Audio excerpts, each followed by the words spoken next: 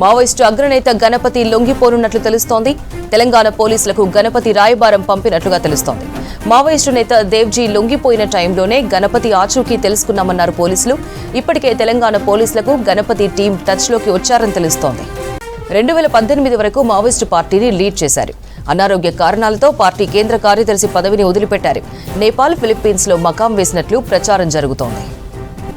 ఇదే అంశానికి సంబంధించి మరిన్ని డీటెయిల్స్ ధనరాజ్ లైవ్ లో అందిస్తారు. ధనరాజ్, గణపతి లొంగుబాటు అంశంపై క్లారిటీ వచ్చిందా?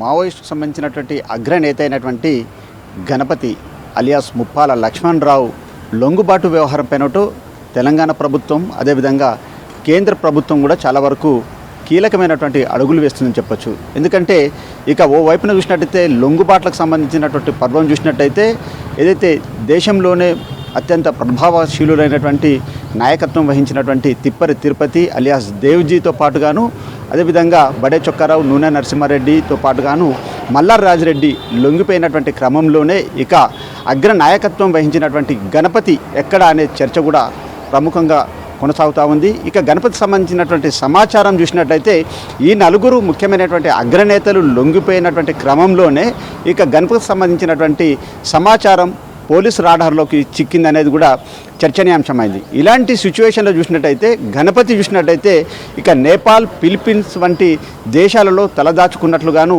ఇప్పటికే ఇంటెలిజెన్స్ బ్యూరోకు సమాచారం ఉంది.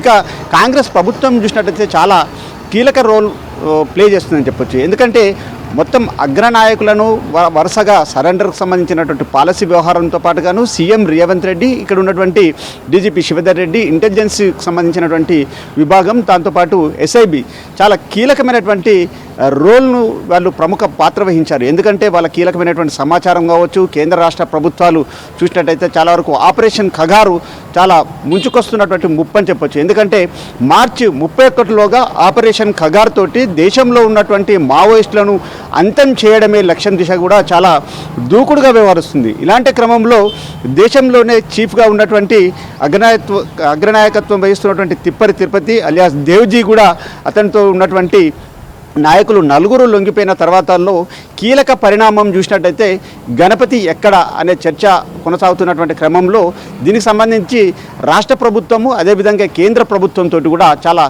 చర్చలు జరుగుతున్నట్టుగా మనకు సమాచారం కూడా అందుతుంది. ఎందుకంటే తెలంగాణ భద్రతకు సంబంధించినటువంటి బలగాలు కూడా కేంద్ర ప్రభుత్వంతో అయితే కేంద్ర హోంమంత్రి అయినటువంటి అమిత్ షా తోటి కూడా ఎందుకంటే గణపతి లొంగిపోయిన తర్వాత ఆయనకు భద్రతకు సంబంధించినటువంటి వ్యవహారాలు కావచ్చు, అదేవిధంగా పునరావాసకు సంబంధించినటువంటి ప్యాకేజ్ కావచ్చు, ఆయన పైన ఉన్నటువంటి రివార్డులకు సంబంధించినటువంటి అంశం పైన చర్చ కొనసాగుతున్నట్టుగా తెలుస్తూ ఉంది. ఎందుకంటే గణపతి చూసినట్టయితే మావోయిస్టుల్లో చాలా ప్రతిభావంటి మార్గాలను అదేవిధంగా చాలా గెరిల్లా యుద్ధతంత్రకు సంబంధించినటువంటి పాత్రను పోషించాడు. అంతేకాకుండా పార్టీకి గతంలోనే చీఫ్గా వ్యవహరించారు. 1970 నుంచి మొదలుకుంటే ఇప్పటి వరకు చూసినట్టయితే సుమారుగా 45 ఏళ్ల పాటుగా పార్టీలలో వివిధ కీలక పాత్రను పోషించి 2018లో వయసు రీత్యా కూడా ఆయన పార్టీ బాధ్యతల నుంచి తప్పుకొని ఆ తర్వాత వివిధ ప్లేస్లలో ఆయన తలదాచుకుంటూ కూడా ఆయన సంబంధించినటువంటి సమాచారాన్ని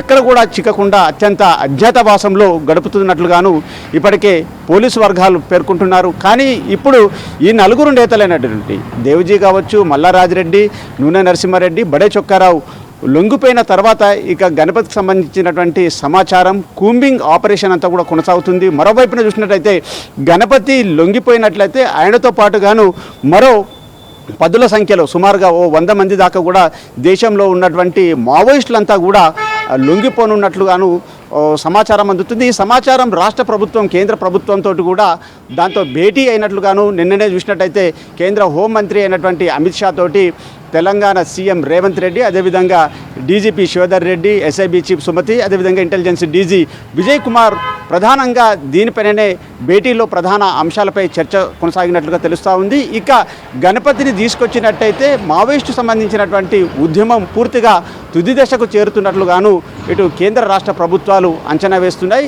మొత్తం మీద చూసినట్టయితే గణపతి చాలా అంచెలంచెలుగా ఎదిగాడు. ఒక జగిత్యాల జిల్లా నుంచి మొదలుకుంటే మొత్తం ప్రపంచ వ్యాప్తంగా చూసినట్టయితే మావోయిస్టు ఉద్యమాలలో కేంద్ర బిందువుగా మిగిలిపోవడం జరిగింది. ఆ తర్వాత మావోయిస్ట్ సంబంధించిన సిద్ధాంతాలతో పాటుగాను మిలిటరీ యాక్షన్లో తనదైన ముద్ర వేసుకుంటూ కూడా మొత్తం భారతదేశంలోనే నేషనల్ ఇన్వెస్టిగేషన్ ఏజెన్సీ కూడా మోస్ట్ వాంటెడ్గా ఉన్నాడు. ఆయన తలపైన 2.5 కోట్లకు సంబంధించినటువంటి రివార్డు ఉంది. ఈ వ్యవహారంలో రాష్ట్ర ప్రభుత్వం చాలా కీలకమైనటువంటి సమాచారంతో గణపతిని కేంద్ర ప్రభుత్వం ముందు లొంగిపోయేకి సంబంధించినటువంటి అంశాలపైన కూడా చర్చ కొనసాగుతుంది. దానికి సంబంధించినటువంటి కేంద్ర ప్రభుత్వంతో రాష్ట్ర ప్రభుత్వం మరో 2 రోజులలో గణపతికి సంబంధించినటువంటి సమాచారం పైన కూడా కీలకమైనటువంటి క్లారిటీ రానుంది.